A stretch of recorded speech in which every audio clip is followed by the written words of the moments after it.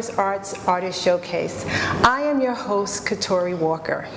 Today, we have the privilege to talk to a very powerful woman that is not only accomplished workshop facilitator, memoir coach, retired physician's assistant, but she is also the founder and CEO of an artistic and educational group, specifically Sassy Singles Wearable Art, and DR Literary Group. And guess what? If that's not enough, she is also a former member of the Black Panther Party. It is my pleasure to be here with our guest, Dale Rascoe. Thank you so much. Yes. So I want you to know that it's more than a pleasure to be here with you. Over the years, I've just seen all of the art endeavors that you've been in, and humbly, it's my pleasure to be in your presence.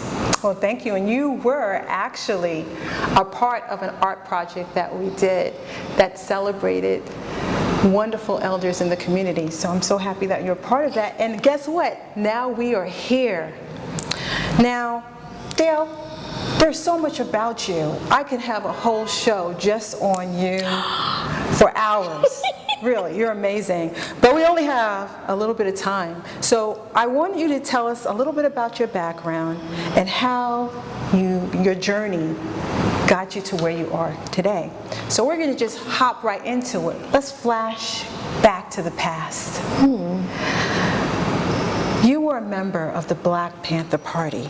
How long did you serve? So that was approximately 1 decade that I was in the Black Panther Party. And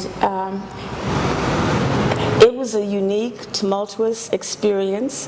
When I entered, I went, because I'm such a cantankerous person, I came and worked there in the community for a month or two, and then they said, we're all going to go underground. Who wants to go? I'm cantankerous. I'm like, well, I must want to go. So I'm like, yeah, I want to go underground. I didn't know what it meant. Did you think it might have been something like really something? Like, were you a thrill seeker? Like, did you? I think I was just one of those people that I can do anything. Things are wrong in the world. I'm going to make them right, whatever it takes, whatever extreme. So I'm like, I'm going underground because that's what revolutionary women do. Well, that is very courageous. Can you tell us, what was that like? I know that's a lot to ask in just one mouthful, but what was it like to be doing something so revolutionary and also having such a resistance? In more of the ways than one. Probably you didn't even expect some of the resistance and where it came from. Yeah, that's a good point. Thank you. I did not expect. In fact, most of us were very naive. What we thought was that we were going to have an opportunity to better the world. I think the main thing that we all agreed upon was that we probably would not live to be 30 or much past it. But the hows and the exact whens of it, we didn't really know. So I think that my expectation was to do good, to do right, and that everyone was there for the same reason. Again, naivete. But there was resistance from outside, from inside, and I think that the microcosm that the Black Panther Party had was pretty much that, just a microcosm of chaos that was on the outside. We were good people, but we were about as flawed as the society was, but with extremely brave hearts. So yeah, there was resistance all over. Now, at that time, was art even in your mind? Did you ever, were you artistic? Do you think you were artistic during that time as well, or was it just about the Black Panther Party? Were you doing anything artistic within the party, with any of the children, or with anything like that, or? Absolutely, and there were many iterations of who I was in the party, and at one time I was working on the Black Panther Party newspaper. And I was photographer and head of the photography cadre. So I think that where I felt the most artistically expressive was on the rare occasions that I had to work with Emory Douglas, the arts and culture. So I think that that sparked something in me, but it wasn't art for art's sake. I think it was all about being able to have the ability to have some kind of a revolutionary expression. Okay. Now, there's so many questions I can say, but I'm just going to pick two more. Okay. Two more. And thank you so much for talking about this with us. What are misconceptions about the women in the Black Panther Party? Yeah, I like that question too. I would say that it's very easy for people to put groups of people into a neat, nice little box and to say this is who they are, because it doesn't require that you think. If you have relegated everyone to being this one thing, easy peasy. Don't think about their differences, don't think about their various emotions, don't think about where they're from. So that was definitely true. And the people that looked at us from the outside, it was very easy for them to do things like remember the pictures of the black women with their fists raised. But, you know, the sisters were so much more. They had their fists raised as well as going out in the field. They gave birth to babies. They had babies to nurse, so it's like nursing someone on one breast and then trying to go out and do something on another. These were incredibly brave, fantastic women. And in addition to that, the good heart that some of the sisters had. When I was underground, I literally owe my life to one sister, and she ended up being the medical director of the free medical clinic that we had in Berkeley, but in literal terms. So a lot of them were good sisters, had your back. That's wonderful to hear. And well, I just have to say, I'm just so happy that you're here, because I know that your life was, you put yourself in some dangerous situations, and out of it all, we come now to here. And I want to ask you, how do you use your service in the Black Panther Party in your life today, as a black woman, as an artist, as a mother, as a grandmother? Wow, okay. So I would say that my daughter is Muslim, and she has a certain, because of her high spirituality, I believe she has a certain level of protection against maybe some of the things her crazy mom did in the youth. So what I like so much is that I'm able to bring certain things to her attention. And I remember one night we were together, and I said, well, let me tell you about strange fruit and about lynching.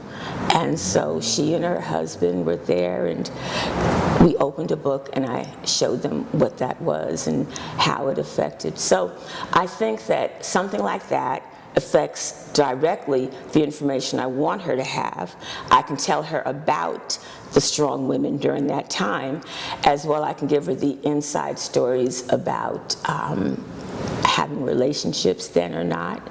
And I think all of that comes together as to who I am as a person now. I think it's made me a braver person and more willing to do a lot more, and to not think that I can't, but to go into a situation thinking, I can do that. And I help them. Last thing I want to say is my I'm always telling her, you can. And she'll ask me questions about what is it she can do, and I'll tell her, and And then on occasions, she'll say, well, Grandma, what's this? Or why do you walk with a roller? And what's happening? And I'll frankly tell her. And I want her to know at a young age that she herself doesn't have to be afraid of the things in the world, be they good or bad. Embrace them and allow those to help to make you a more betterer Black woman. That's amazing. I'm so happy, and I'm glad that you're here and you're sharing, part of your story, because I'm sure there were times when you might not have even imagined, after the things that you were going through, that you would even live to see your granddaughter, live to see a daughter. So I thank you, and I'm sure a lot of us thank you for that. And in that, as we segue into how you became who you are in the artist way, I just want to say, take a look at what we're wearing.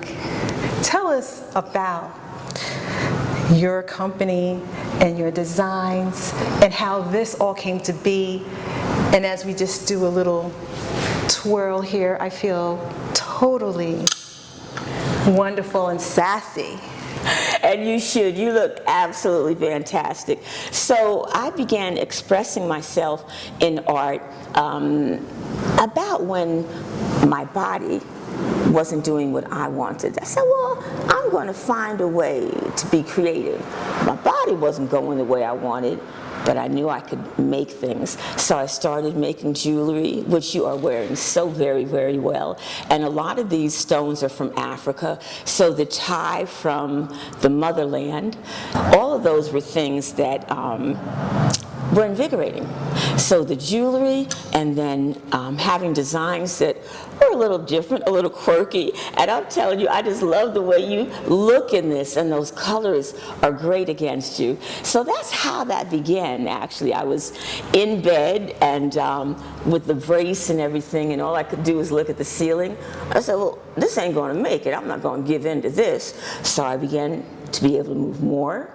Started making jewelry, started making clothes, made me feel better, and I hope that when people wear it, they get a feeling and a semblance of the art that they have on. And this is mine too. Yes, I love this. This is absolutely beautiful. Thank Take a you. close look now. This is material, and then you use, is this acrylic? Is this Yeah, paint? it's acrylic. So you I painted it on here, and this is an embroidery right here.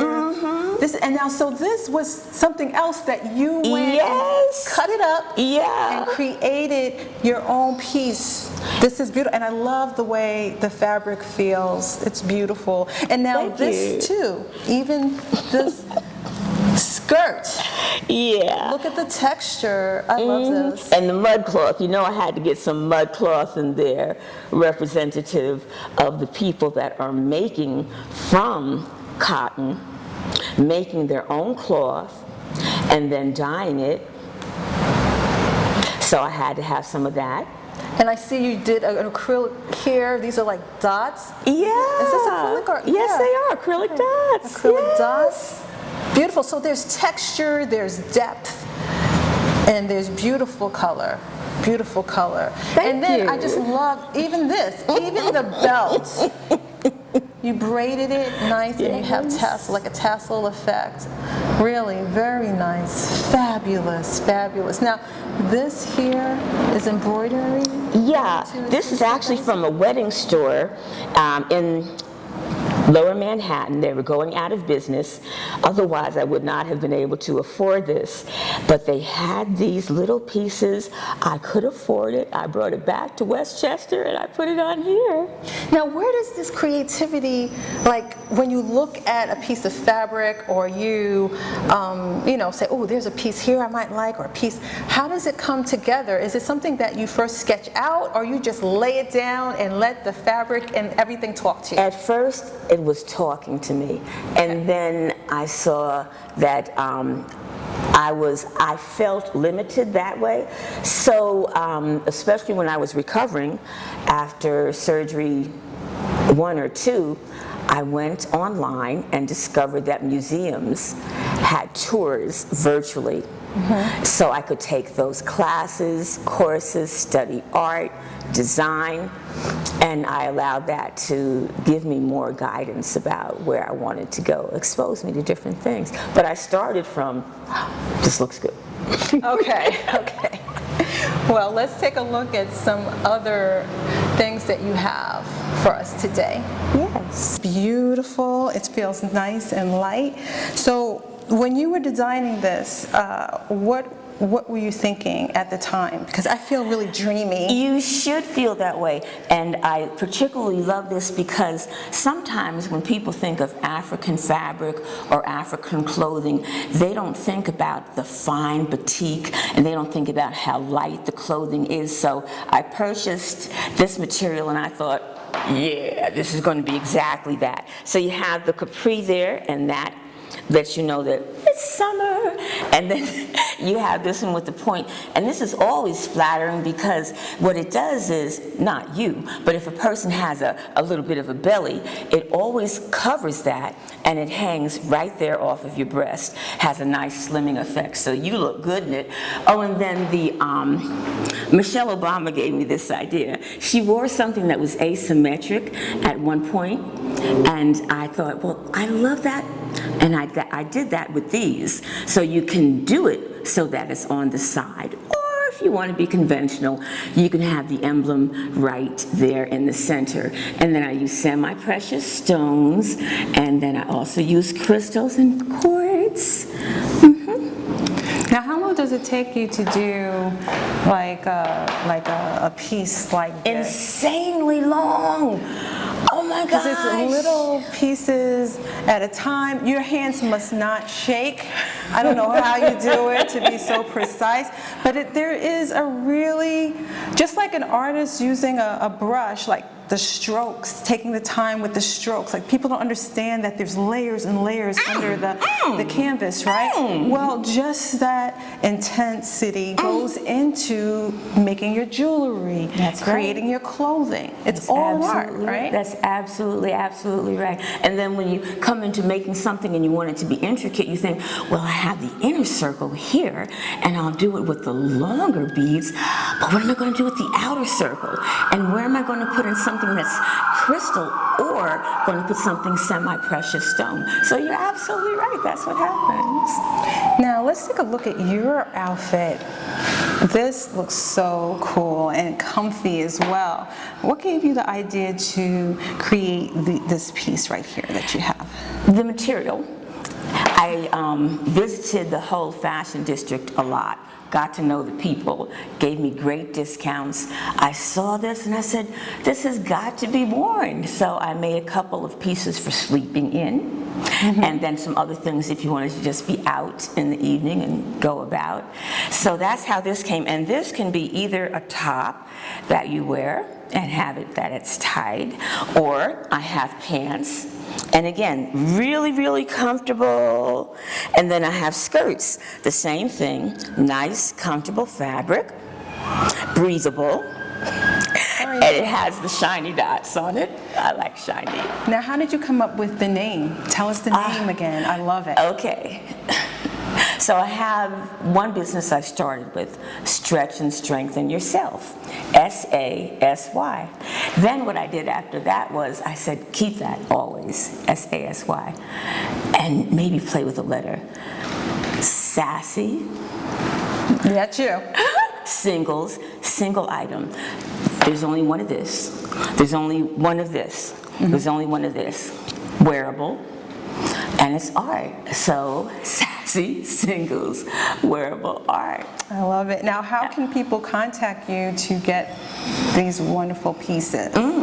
So I have, right now, one page, and that page is the landing page for the literary art group, my memoir coaching, as well as Sassy Singles Wearable Art. And you can contact me at memoir is magic, Gmail. Okay, all right, that's wonderful. Now, I want to thank you so much, Dale, for being with us today. It's been my pleasure. We learned a lot. And what would you tell a young woman, a young boy, what would you tell people? Let's just not even put a gender to it. What would you tell people who are a little nervous, they haven't gone what you've gone through in life, to be able to have the courage to start their own business, to put themselves out there and express themselves? What one piece of advice would you say to them? So love is really important. You have to love yourself. If you don't love yourself, don't try to do anything. Surround yourself with good people that love you and that you can love. So loving yourself, a good supportive family, one that you've chosen or one by blood, that will give you the support you need emotionally, right? So that's it right there. And all the other stuff will happen, and you get to those other places because of that love that you have, because it ain't easy. And you are a great example of not giving up and making these sacrifices for your country. And thank you so much. Thank you.